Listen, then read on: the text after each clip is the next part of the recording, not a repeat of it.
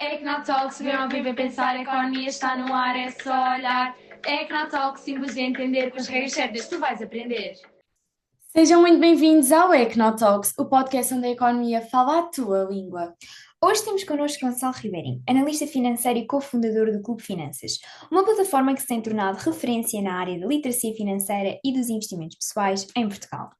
Vamos falar sobre o seu percurso, como nasceu o Clube Finanças, os erros mais comuns na gestão do dinheiro e, claro, onde começar a investir. Se procuras entender melhor como tomar decisões financeiras, este episódio é para ti.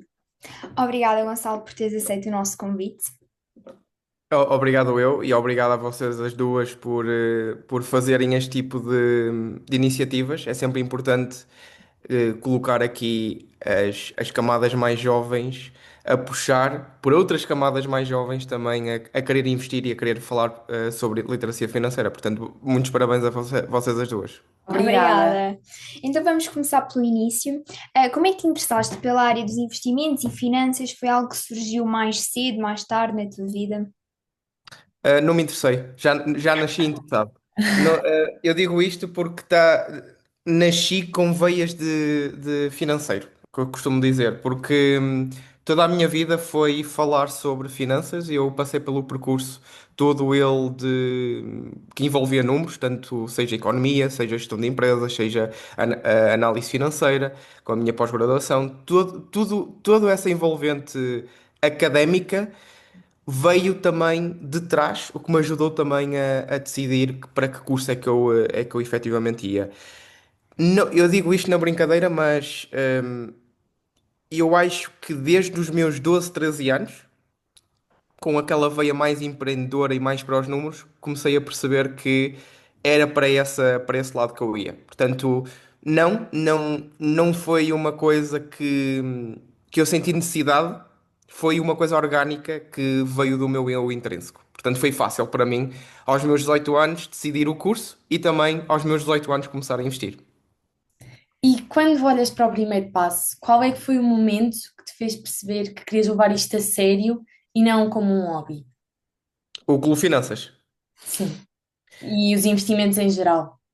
Ok, pronto. E eu, quando comecei aos meus 18 anos, eu, eh, eu já tinha a parte do conhecimento, já tinha a parte teórica.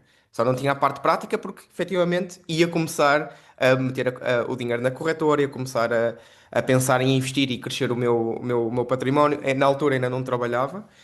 Portanto, onde é que eu primeiro ia buscar o dinheiro? Podíamos começar com 5 euros e foi isso que eu fiz. Não com 5 euros, comecei a colocar os meus 25, 50 euros nas minhas primeiras ações. Comecei a ter aquele bichinho mesmo de. Uma coisa é, como eu disse, termos a parte teórica toda, o interesse, depois vem a parte prática e é aqui que muitas pessoas desistem porque parece um mundo completamente à parte. Parece um mundo paralelo àquilo que é a nossa realidade, o nosso cotidiano. E eu percebo essas pessoas quando passam para a parte prática, abrir uma corretora, ou em que ativo investir, em que ações investir, será que eu estou a fazer isso bem? E eu próprio, com esse conhecimento, com esse interesse, eu tive esse receio, mas comecei aos poucos. E eu diria que eu sabia que aquilo era uma coisa séria. Sabia que estava no meu consciente que eu tinha que levar aquilo a sério. Mas quando comecei mesmo a sério a colocar perto dos 200, 300 euros por mês, já a pensar num objetivo mais longínquo, mais a longo prazo, foi com os meus 22 anos, diria. Tive ali durante 3 4 anos um bocadinho a enganhar, não é? Um bocadinho a cheirar por fora das quatro linhas, como se costuma dizer, o que é que eu poderia aprender na prática e o que é que eu poderia errar com pouco dinheiro. Isto na parte dos investimentos. Na parte do Clube Finanças, isso é uma pergunta sempre que eu venho para falar sobre o Clube Finanças me fazem, porque efetivamente começou como um hobby. Nós criámos o Clube Finanças em 2021.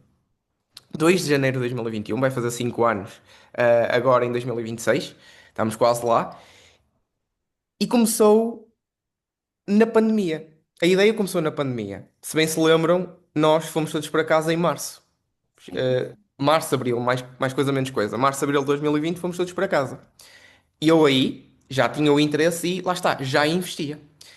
por que não começar a fazer conteúdo sobre literacia financeira? Na altura, juntava finanças pessoais com investimentos em ações, partilhava o meu portfólio como hoje partilho ainda de forma transparente, e as pessoas começaram a gostar bastante daquilo. Eu, ok, desde 2020 até finais, até dezembro de 2020, início de 2020 até finais de 2020, e eu vi que havia um interesse grande por parte das pessoas. Claro que as pessoas estavam em casa e pesquisavam mais como ganhar dinheiro online, não é? Mas isso também ajudou, claro. As pessoas não tinham grande coisa para fazer. Foi aí que eu pensei, juntamente com outros três sócios, fundar o Clube Finanças. Vamos ver no que é que isto dá. Criámos, como eu disse, no dia 2 de janeiro de 2021. Desde 2 de janeiro de 2021 até mais ou menos ali metade de 2022, os números cresceram incrivelmente, em qualquer perspectiva, tanto em termos de, de números para nós financeiros, como também de interesse por parte das pessoas. E nós, ok, passamos aqui no primeiro teste, o MVP, não é? O produto mínimo viável, vamos avançar com uma coisa mais a sério. Foi aí que legalmente abrimos a empresa, temos os papéis todos direitinhos e começámos a criar estrutura. E o Clube Finanças é, é o Clube Finanças de hoje, muito também devido a termos a oportunidade de ter a ideia e depois executá-la no momento quando as pessoas estavam todas em casa. Porque uma coisa é o MVP, outra coisa é puxar um bocadinho para a frente e dizer vamos arrancar com isto mais a sério. Portanto, a pandemia também ajudou e bastante. E agora conta-nos um bocadinho sobre o teu percurso profissional antes do Clube Finanças. Pronto, eu já dei aqui um bocadinho o que é que eu fiz no meu percurso profissional. Aliás, académico e depois profissional. Eu passei por economia, fui para gestão de empresas, tirei pós-graduação em análise financeira e o meu primeiro trabalho foi na Sonai. E apesar de eu mexer com números, apesar do cargo em si ser números e ser coisas financeiras, não era uma coisa que eu gostava. Tive lá um ano e meio, mais coisa menos coisa, quase dois. Foi então que surgiu a oportunidade. E já agora, trabalhei como gestor de fornecedores na parte da Sohai. Sohai, que é a fornecedora das carnes que vocês veem no continente. E tive lá a maior parte do tempo. Entrei para substituto de uma pessoa, inicialmente de uma pessoa que estava em licença de maternidade. Tive lá 6 meses, gostaram de mim, puseram-me permanentemente naquela equipa. Equipa essa que depois fui transferido para essa Sohai. E eu rapidamente vi que é o meu primeiro trabalho e toda a gente fica perdido no primeiro trabalho, mas rapidamente percebi que não era aquilo que eu queria fazer, que era números. E fui para uma consultora. Lembrando, isto é importante, nota de rodapé, e muito importante, que eu já tinha o Clube Finanças em part-time. Portanto, eu fazia o full-time na Sonai e tinha a gestão do Clube Finanças numa coisa mais a sério também, em part-time. Passei para a consultora, uma consultora que fazia otimização de custos para grandes empresas, e eu estive lá 2 anos e tal, 2 anos e meio, a fazer full-time e part-time do Clube Finanças.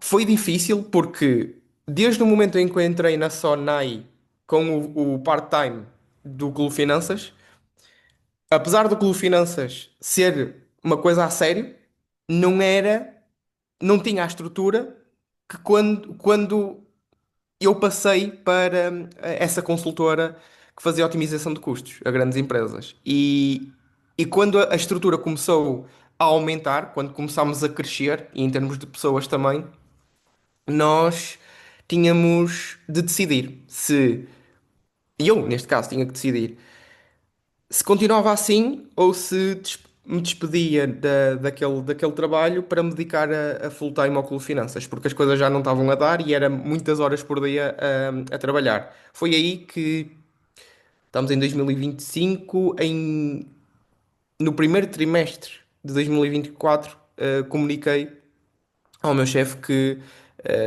ele já sabia que tinha este projeto, que ia me dedicar a 100% a esse projeto.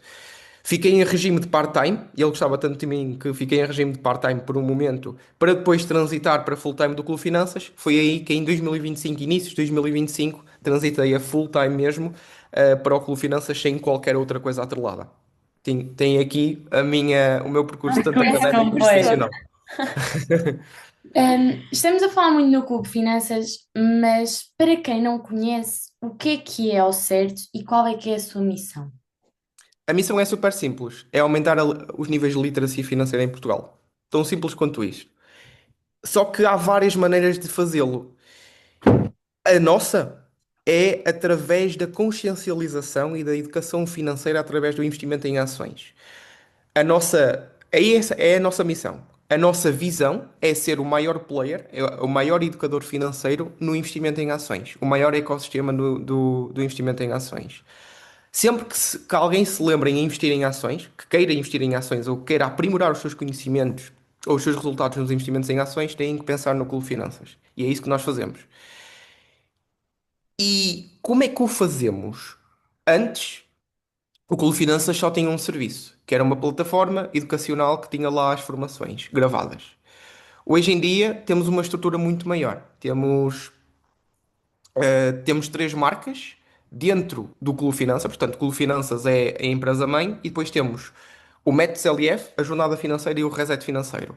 O Reset Financeiro é o nosso evento que a segunda edição foi nem há um mês, foi no dia 11 de outubro, que demos para quase 350 pessoas presencial. Portanto, isto é um evento que acontece todos os anos para as massas, para o público que se interessa para o investimento em ações. E depois temos o Método CLF, que tem aqui a parte educacional e aumentar a consciência do porque é que é importante investir em ações, não é? De acordo com a nossa metodologia, de acordo com a nossa filosofia também do investimento em ações em si. Depois temos a jornada financeira, que nós sabemos que as pessoas têm a sua vida, não têm tempo. As pessoas que passam pelo método CLF e que se educam financeiramente connosco através de aprender a investir em ações, aprender a investir os seus primeiros euros em ações. Depois, qual é o próximo problema? Eu tenho a minha vida preenchida. Eu não tenho tempo para estar a acompanhar as empresas que eu tenho ou os meus investimentos. E está tudo certo. E eu compreendo. Porque do nosso lado, nós fazemos isto como trabalho. Do outro lado, as pessoas têm o seu trabalho. Não têm, depois é o seu tempo para acompanhar. Foi aí que criámos então a jornada financeira, em que é um serviço de análise e de acompanhar os mercados, neste caso o mercado de ações, regularmente, semanalmente, em que as pessoas poupam mais de 90% do seu tempo. E portanto, isto em suma para dizer o quê? Que é o Clube Finanças, literacia financeira, com base em investimento em ações. E é através destas três marcas do Clube Finanças que nós o fazemos, cada uma com um posicionamento diferente, cada uma para colmatar uma dor diferente. Ok. E olhando para o futuro, como é que vês o Clube Finanças daqui a 5 anos? Há alguns projetos que possas revelar?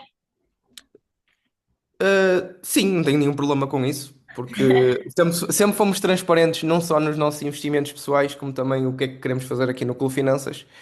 Como eu disse, nós temos este ecossistema de marcas agregados ao Clube Finanças. Uma das coisas que queremos fazer nos próximos 5 anos é começar, com, é começar a gerir o portfólio das pessoas. Ou seja, como eu disse, na jornada financeira há uma dor muito grande a ser colmatada, que é o tempo. Mas as pessoas mesmo assim têm que decidir. E as pessoas podem não querer decidir. Algumas delas, muitas gostam, mas algumas, pelo menos aquelas que têm muito dinheiro e têm mais que fazer do que estar ali a gerir trimestralmente e mensalmente o seu portfólio de ações, nós queremos ser essa pessoa que dá a chave na mão. E essa chave na mão é fazer a gestão de Ásia e o acompanhamento de Ásia é essa pessoa num futuro próximo, neste caso, a 5 anos. E numa visão mais, isso é numa visão mais micro, numa visão mais macro, queremos continuar a apontar as setas para todo lado. Ou seja, o que é que eu quero dizer com isto? Eu estou aqui hoje porque acredito muito que a camada jovem precisa de ser estimulada, precisam de ter os estímulos certos de qual é o investimento racional e como é que deve ser feito um investimento racional. Não naquelas práticas que se costuma ver que apostas online ou fazer dinheiro já para amanhã ou eu quero muito dinheiro e era para ontem. Não, nós temos aqui temos um pensamento de longo prazo racional em que a criação de valor, criação do nosso portfólio ideal é com a visão de longo prazo. Nunca para amanhã, nunca para daqui a uma semana, nunca para daqui a um ano. Sempre para longo prazo. Vocês têm 17, 18 anos, não é? A sério. Vocês 17. têm, vocês têm muito tempo pela frente. E é isto que eu, juntamente com o Clube Finanças como um todo, queremos começar também numa visão mais macro, começar a ir mais a faculdades, ir mais a empresas neste caso para exponenciar mais a nossa marca, mais a faculdades para consciencializar as camadas mais jovens de que investir sim é importante e de que forma é que devem investir e de que forma é que devem encarar o investimento, né? Daquilo que eu disse, investimento a longo prazo e com isso ser a marca de referência na literacia financeira daqui a 5 anos. Parecem bons objetivos. Sim. Quais é que foram os maiores desafios ao criar uma comunidade tão grande de investidores? Dese- Ok. Vocês estão a perguntar mais específico nos problemas que eu tenho ao gerir essa comunidade ou como empresa num todo? Ambos, mas especificamente em gerir, ao criar tudo isso e o Uhum. processo de criação, claro, é complicado. Eu vejo muita gente, e ainda bem, que com ideias e a querer implementar ideias. E eu posso dizer que demora tempo e exige trabalho. Ou seja, isto para dizer o quê? Que parece muito bonito um plano de negócios. E podem fazê-lo para estruturar as ideias. Eu não sou daquelas pessoas radicais que não interessa para nada o plano de negócios. Não. Interessa para estruturar as ideias. Temos muita coisa dentro da nossa cabeça e para estruturá-las, ou para estruturar essa ideia, para depois executar, nós temos que ter esse plano de negócios. Mas desengane-se a pessoa que pensa que vai ser tudo certinho. 99% do plano de negócio ou daquilo que eram as nossas ideias vão ser alteradas. Nós estamos num mundo que outrora havia muitas mudanças, mas hoje ainda há mais. Aquilo que hoje falámos do AI, não é? Hoje falámos de inteligência artificial, amanhã já podemos falar de outra coisa. E nós temos que, mais do que nunca, nós temos que ser ágeis e adaptar ao cenário. E aí vem o nosso maior desafio. Claro que podia dizer aqui pessoas. As pessoas são sempre o maior desafio das empresas. E quanto maior são as empresas, maior é esse desafio, pessoas. Mas para nós e para as empresas que estão a começar, ser ágeis é o mais difícil, mas o mais necessário. Nós temos que ter a capacidade de saber ser flexíveis a qualquer cenário da economia, a qualquer cenário de adaptação a uma nova realidade. Nós estamos agora a viver numa nova era industrial. Já passámos por quatro, estamos agora a entrar na quinta revolução industrial e que essa quinta, daqui a uma semana, para o mercado é-nos apresentado coisas completamente diferentes. E nós, aquilo que pensámos na reunião passada, que eu tive com a minha equipa a dizer, olha, é esta a visão que eu quero, a visão pode estar lá, a visão macro pode estar lá, mas aqueles pontos micros de é assim que vamos fazer, é X, é Y, é Z, isso pode mudar de uma semana para outra. Portanto, o maior desafio para mim, e posso dizer no geral, eu acho que se as pessoas refletirem um pouco antes de responderem, eu acho que vai ser esse o maior desafio, especialmente para as pessoas que estão a começar algum projeto do zero, e também nos investimentos. Atenção, também nos investimentos. É saber se adaptar. Porque eu falei do projeto Clube Finanças, falei da gestão disto tudo, como um todo, mas também para os investimentos. Se nós não conseguimos acompanhar se as empresas estão-se a adaptar ou não, então, nós não estamos a investir, estamos a especular. Porque daqui a 5 anos, quem é que nos diz que uma Amazon, que uma Netflix é uma boa empresa para investir? Nós temos que acompanhar e temos que perceber se elas estão-se a adaptar ou não. É por essa via. Certo. Agora passamos precisamente para a área dos investimentos. Para quem está a começar a investir, quais é que são os primeiros passos que tu recomendas? O que está dentro dos nossos valores da marca Clube Finanças é perguntar sempre porquê que querem investir. Muitas pessoas dizem assim: eu quero começar a investir, Gonçalo. Ou vêm ao Clube Finanças, quero começar a investir. Por onde começo? É assim, não devias começar connosco. Devias começar com uma pergunta e com uma reflexão, que é: porquê que eu quero começar a investir? Isto, nós fizemos há pouco tempo o nosso rebranding, a marca nova do Clube Finanças, e vem atrelado estes valores de propósito, que muita gente, e quando eu digo muita gente, digo mesmo às centenas de pessoas que me disseram isto, que é: eu quero atingir aquele valor porque é significativo, 1 milhão de euros. Eu assim, ok, mas porquê que queres atingir 1 milhão de euros? Ah, porque é esse valor. E é sexy. Eu, ok, mas se calhar não sabes se precisas de mais ou se precisas de menos. E ela, sim, realmente, mas pronto, quero atingir. Quando nós vamos para qualquer investimento, seja ele ações, imobiliário, o que seja, qualquer ativo, sem termos um plano de investimentos e sem termos esta reflexão, aliás, antes do plano de investimentos é a reflexão, que é: para que é que eu vou investir? Eu, Gonçalo Ribeirinho, eu tenho um objetivo traçado, que é aos 42 anos, tenho 28, aos 42 anos, eu vou ter dinheiro suficiente para viver de dividendos. Ou seja, para ter um rendimento passivo, para se escolher não trabalhar, não trabalho. Mas eu vou trabalhar. E o meu propósito está em trabalhar, em entregar mais. E as pessoas têm que perceber isso. Que é, o que é que eu quero? Tenho 28, tenho 40, tenho 50, tenho 40, tenho 18, estou agora a entrar para o mercado de trabalho.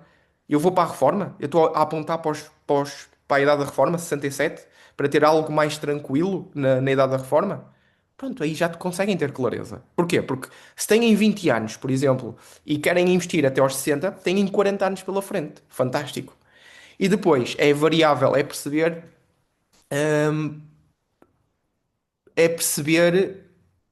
portanto, já sabem a variável tempo, é perceber quanto é que podem investir por mês. Tentar gerir as vossas finanças ao ponto de quanto é que eu consigo largar de fluxo para os investimentos. 50, 100, 200 euros? Será que isto chega para cumprir com o meu objetivo lá à frente? Sim, perfeito. Portanto, primeiros passos. Não é abrir uma corretora. Não é comprar já a primeira ação. Não. É refletir, pararem para refletir para que é que eu quero investir. Segundo, fazer um plano de investimentos em que colocam estas variáveis. Durante quanto tempo é que eu quero estar investido? Quanto é que eu vou investir? Qual é a minha taxa de retorno que eu vou ter? Por exemplo, assim, uma coisa variável, coloquem 7 ou 8% para ver depois o vosso número mágico, não é? Porque o número mágico é, daqui a 40 anos vou ter 700 mil euros ou 1,5 milhão de euros. Isto faz sentido para mim? Se sim, então pronto, tens aí o teu caminho. E não vais criar ruído, depois quando fores para os investimentos, não vais ter o ruído de será que eu estou a fazer bem ou mal? Não vais ter aquele ruído de ok, eu estou a ganhar 10%, mas eu olho para o vizinho do lado direito e ele está a ganhar 25%. Caramba, eu vou estar aqui a saltar pocinhas, que é olhar para o vizinho e ele tem retornos melhores que eu e eu vou ter com ele. E vou estar aqui sempre a saltar de estratégia em estratégia. Isto não pode acontecer. O que tem que acontecer sabem, aquelas palas que os cavalos têm para não distraírem em cada um dos olhos? É exatamente isso para que é que serve um plano de investimentos. É meter uma pala em ambos os olhos para não verem o que é que o vizinho do lado direito ou do lado esquerdo ou atrás ou à frente, o que seja, está a fazer. Para quê? Para vocês continuarem no vosso caminho e não estarem ali com o ruído do mercado e o ruído o que é que as outras pessoas estão a fazer. É o vosso caminho, ponto final, parágrafo. E é subjetivo este tema. Ok, muito obrigada. Que critérios consideras mais importantes, antes de tomar uma decisão de investimento, para além de toda essa mentalidade e do projeto e plano? Numa só frase, conhecer bem o ativo que eu vou investir. Imaginem isto, vocês e as pessoas que nos estão a ouvir. Nós estamos agora a entrar em períodos de Black Friday. E as pessoas estão a fazer todas as suas pesquisas, não é? Estão a fazer quase uma tese de mestrado para comprar aquele telemóvel, não é? E elas colocam 3, 5 telemóveis à sua frente e dizem assim: Ok, isto tem estas características. Aquele da Samsung tem estas. Este da Apple tem estas. E eu vou escolher e vou afunilando a minha escolha até ter aquele ideal para mim, entre custo e oportunidade. E na altura em que a pessoa for comprar o telemóvel, vai à loja, seja ela qual for, vai comprar o telemóvel e passado um mês, um ano, 2 anos, 3 anos, faz uma introspeção da sua escolha e vê que foi uma escolha acertada. Porquê? Porque ela não teve muito risco quando conhece aquilo que está a comprar. Porquê que nós aplicamos isto para as nossas escolhas do dia a dia e não aplicamos para os investimentos? Aquele ativo, novamente, seja ações, seja outro ativo qualquer, mas vamos falar aqui mais de ações. Eu tenho, por exemplo, a ação da Netflix. Vocês podem me perguntar o que quiserem da Netflix e eu sei responder. Porquê? Porque eu sei aquilo que compro.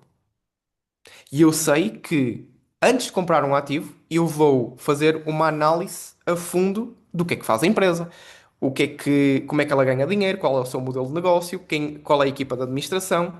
Isso é o que eu faço. Portanto, aí, novamente, analogia da tese de mestrado para estes produtos. É a mesma coisa que o que vamos fazer aqui. Uma tese de mestrado, a quase, não diria tão aborrecida quanto isso, mas vamos fazer esse trabalho antecipadamente para depois decidir, ok, eu já conheço a empresa. Será que eu me identifico com ela e será que é uma ótima empresa? Como aquele telemóvel que eu comprei e antecipei-me fazendo também aquela pesquisa toda? É exatamente isso. Façam isso e a frase aqui de ouro é: conheçam aquilo onde metem o vosso dinheiro. Conheçam os ativos. Ok. E qual é que foi assim um erro de investimento que te marcou e o que é que aprendeste com ele?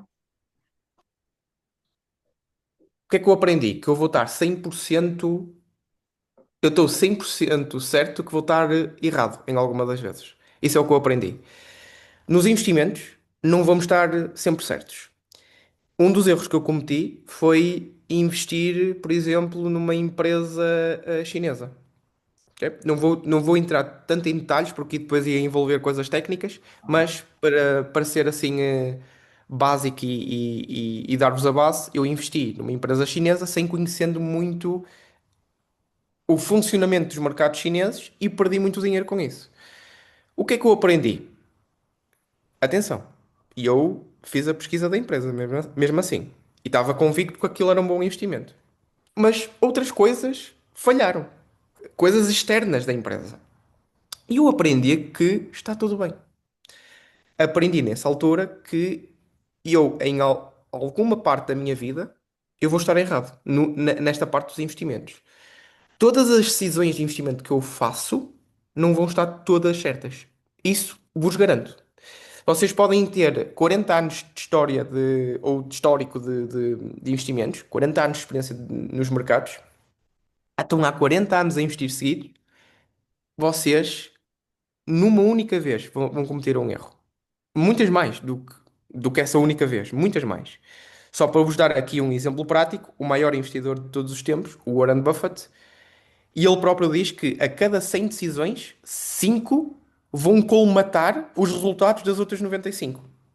Portanto, as outras 95 podem dar resultados medíocres ou podem dar resultados que ele não estava à espera, abaixo do esperado. Mas são aquelas 5 que vão colmatar as 95. O que importa aqui, voltando à pergunta anterior, é saber o que compras para depois estar à espera que vamos estar errado em algumas delas. Mas pelo menos estamos a comprar bons ativos. E é isto. Basicamente é isto. E que conselho prático darias a jovens que querem começar a investir, mas têm receio e pela falta de conhecimento, por exemplo? Têm receio. Qual era aquela expressão? Têm medo de comprarem um cão? O, eu acho que os jovens em específico, vocês, têm muito aquele estímulo de. Estamos numa sociedade muito imediatista. E esse é o problema. E se eu tenho a solução para isso, não tenho a solução prática para isso.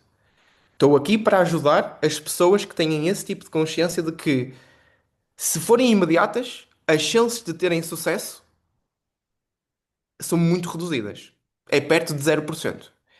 Portanto, quando vocês têm esse tipo de mentalidade, não, vocês de todo que estão a investir, estão a especular. E eu diria que para as pessoas que já têm este tipo de consciência e sabem em pleno de que o pensamento tem que ser a longo prazo e não quero dinheiro para amanhã, que isso não existe. Meter hoje 100 para amanhã tirar 1000, meter hoje 1000 para amanhã tirar 10.000, meter hoje 10.000 para amanhã tirar meio milhão. Não existe. Se acontece, acontece uma a cada 100 milhões de pessoas. E essa uma, se voltar a fazer, não vai acontecer e vai perder tudo e vai ficar com menos do que aquilo que ela tinha anteriormente, ter ganho. É a mesma coisa do Euromilhões. As pessoas ganham Euromilhões, passados 5 anos estão na pobreza novamente. E se calhar estão pior do que aquilo que estavam quando, aliás, antes de ganharem o Euromilhões. Portanto, aqui a coisa prática que eu posso dizer é ainda por cima para jovens 16, 17, que ainda não têm os seus 18 anos, mas mesmo aqueles que têm os 18 anos e tenham interesse para começar a investir, peguem num livro. Peguem num livro, peguem numa formação, façam uma formação prática, abram uma corretora e não é para investir, é só mesmo para enviarem os 25 euros, como eu fiz, os 25 euros, 50 euros e movimentarem aqueles primeiros 50 euros, não depositam mais nada nos próximos meses. Façam isso, vocês vão ganhar conhecimento palpável. Uma coisa é as pessoas terem consciência e educação, como eu disse no início. Outra coisa é saberem como comprar, vender, como é que os mercados funcionam, começar a ganhar essa coisa palpável na prática, esse conhecimento palpável na prática. E, em paralelo, enquanto movimentam esse dinheiro que eles não vão querer nos próximos meses, os 25, 50 euros, aprendam livros, formações, venham ter connosco, nós ajudamos nesse percurso também e tentem ter calma, porque o tempo, o melhor amigo das pessoas jovens é o tempo. E vocês têm muito. Portanto, tenham calma. Não queiram ter a pressa de, ok, eu já estou a ganhar aqui nestes 50 euros. Esses 50 euros foram para teste. Esses 50 euros foram para tu ganhares, para terem algo palpável ali para praticarem. Para perceberem como é que aquilo funciona na prática. Se aqueles 50 se transformam rapidamente em 100, não tenham um estímulo de meter mais 100 sem antes de conhecerem o mercado, sem antes de estudarem, sem antes de tirarem as devidas ilações e antes mesmo de terem esses conhecimentos. Aquilo é para teste. Façam-no apenas para isso. Em paralelo, conheçam o mercado, tirem estas formações durante os próximos, diria eu, 12 meses, 24 meses, 3 anos no máximo. O tempo é o vosso melhor amigo. Ok. Sabemos que existem diferentes tipos de ativos onde investir. Como é que deve alguém escolher? É aqui a parte que entra que nós gostamos sempre de dizer, lá vamos nós vender o nosso peixe. Mas não é de todo porque quando nós dizemos que o Clube Finanças é o centro de educação financeira para investir em ações, nós fazemos-lo por uma razão. Porque ações eu consigo investir naquilo que eu quero investir. Se eu quero ter 10 ações, eu tenho 10 ações. Se eu quero ter 15, eu tenho 15. Se eu quero ter 7, eu tenho 7. Se eu quero ter uma, eu tenho uma ação. Eu sou flexível, eu tenho flexibilidade, aliás, eu tenho controlo sobre o meu portfólio e posso escolher os melhores ativos.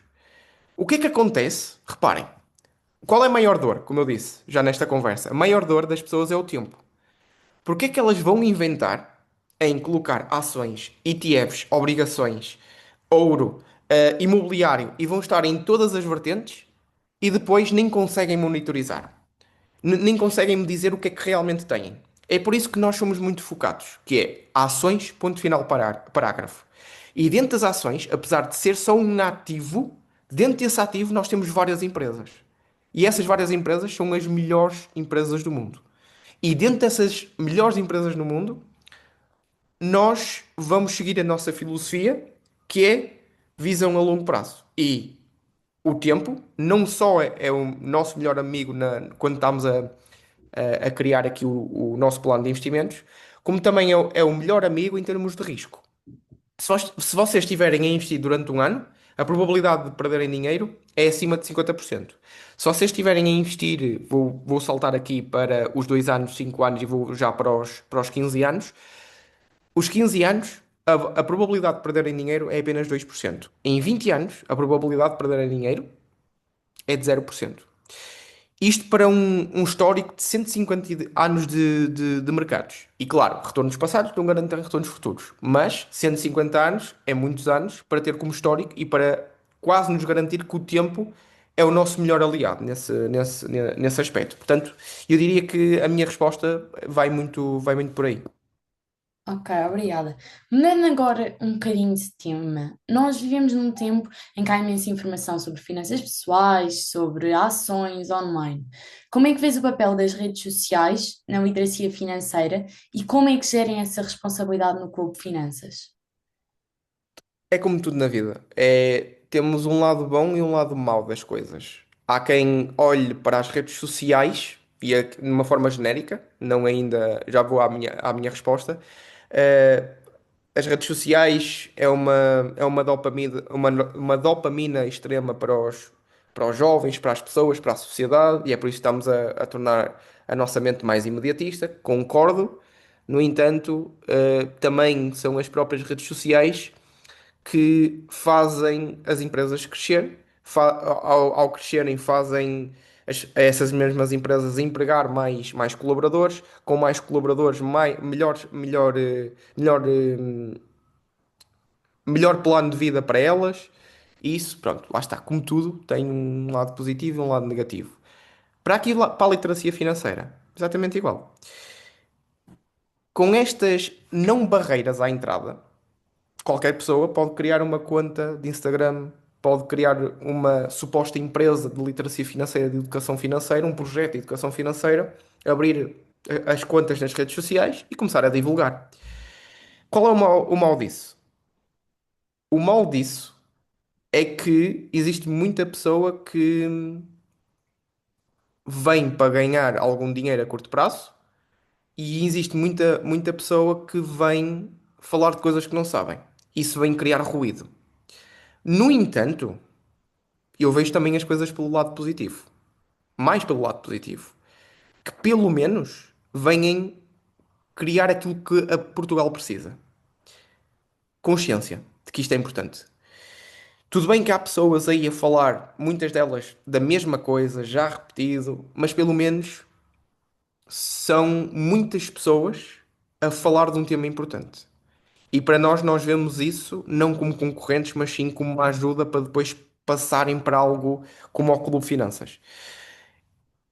E portanto, isto para dizer o quê? Que para nós é super importante estarmos nas nossas redes, não só para vocês, público mais jovem, como também para o público entre os 35 a 45 anos, também usam. E é esse o nosso público principal, não é? Pelo menos nos nossos dados. Também são atingidos por esse nível de consciência. E vai ajudar esse tipo de pessoas a também a tomarem uma decisão a começarem a investir e começarem a tirar as nossas formações, começarem a aprender com outras pessoas, por exemplo, se forem para outros ativos financeiros, o que seja. Portanto, é um lado positivo e um lado negativo, sempre, como tudo na vida. Obrigada. Passamos agora para a nossa ronda de perguntas rápidas. É só responder a primeira coisa que vem à cabeça. Uma dica Ui, financeira simples para quem está a começar. eu não percebi, desculpa. Uma dica financeira simples para quem está a começar. Façam a reflexão primeiro, como eu disse. Um mito sobre investimento que gostarias de desmistificar. Risco é igual a volatilidade. Volatilidade é uma montanha russa, como se fôssemos à Disney. O risco advém de não sabermos o que estamos a fazer. Livro, podcast ou um recurso que recomendarias a quem quer aprender mais sobre finanças? O podcast, o nosso, Clube Finanças. Não, mas existem muitos, é só pesquisarem no Spotify Literacia Financeira e aparece muitos. Livros, Mais Rico, Mais Sábio, Mais Feliz. Sim, esse é verdadeiramente o que me surpreendeu. E qual era o outro? Era recurso. Uh, Sigam-nos nas redes sociais. É gratuito e podem também se educar financeiramente. A pergunta mais estranha que já te fizeram sobre dinheiro ou investimento. Ui, estranha. Estranha. Estranha não tenho. Mas eu diria, das perguntas padrão, é sempre aquela de se eu colocar. Se eu colocar muito dinheiro, se eu colocar este dinheiro agora, quando é que eu posso atingir a minha liberdade financeira? Não é estranha, nem é, pronto, é aquele tipo de resposta ou pergunta padrão que nós temos e que conseguimos perceber que Portugal precisa mesmo de abrir os horizontes nesta parte da literacia financeira, porque o pessoal pensa que é já para amanhã. Mas assim, assim, pergunta estranha, acho que nunca tive. Não que, pelo menos que me recordo, não é? Ok. Qual foi o maior risco que já assumiste nos investimentos? Se eu tivesse começado aos 19 anos, era não ter começado aos 18. Eu acho que para as pessoas que nos estão a ouvir, para mim, eu acho que nunca tive o maior risco, porque o maior risco é não fazer nada. Para as pessoas que nos estão a ouvir e que têm mais de 18 anos e se ainda não investem, o maior risco é de continuarem a não investir. E esse é o maior risco. Tens algum hábito diário que consideres essencial para o sucesso? Não, cada um faz o seu hábito. Se eu quiser acordar às 11 e trabalhar a partir daí, desde que seja produtivo, isso dos hábitos, para mim, eu não gosto muito de clichês. Portanto, para mim não existem hábitos. Desde que as pessoas sejam felizes e sejam produtivas à sua maneira, força. Ok. E agora, para terminar, se tivesses que escolher um princípio financeiro que gostarias que todas as pessoas aplicassem na sua vida, qual é que ele seria e porquê? Um princípio financeiro. Todos os meses, todos os santos meses, sentarem com o seu companheiro ou com a sua companheira, ou se estiverem sozinhos, durante 30 minutos, 3 quartos de hora, e olharem para as suas finanças. As pessoas que fazem isso e têm clareza naquilo que gastaram no último mês, o que é que têm na sua conta bancária, o que é que têm na sua conta poupança e na sua conta poupança, para onde é que vai ser distribuído? Para investimentos, para compra de uma casa, para compra de um carro, o que seja. Uh, as pessoas vivem tão, mas tão melhor. As pessoas dormem muito melhor à noite. As pessoas são mais felizes. Têm menos stress. Nós vemos que as pessoas são. Dentro da infelicidade das pessoas que estão dentro de um trabalho, se nós formos a fazer um inquérito, e eu digo isto porque já não sei a fonte, mas sei que li isso, uma das suas maiores preocupações, se não a maior preocupação, é o stress financeiro. Portanto, sem dúvida com o princípio base é durante 30 minutinhos, malta, 30 minutinhos por mês, depois de receberem o seu salário, o que seja, fechem as vossas contas. Vocês vão ver que só com esse princípio vocês vão viver muito, mas muito melhor. Muito obrigada. Hoje falámos com Gonçalo Ribeirinho sobre literacia financeira, investimento consciente e a importância de simplificar o que muitas vezes parece complicado. Muito obrigada por teres aceito o nosso convite, Gonçalo. Foi um prazer ter-te connosco. Sigam o Ora, Gonçalo e o Clube Finanças nas redes sociais. Até à próxima!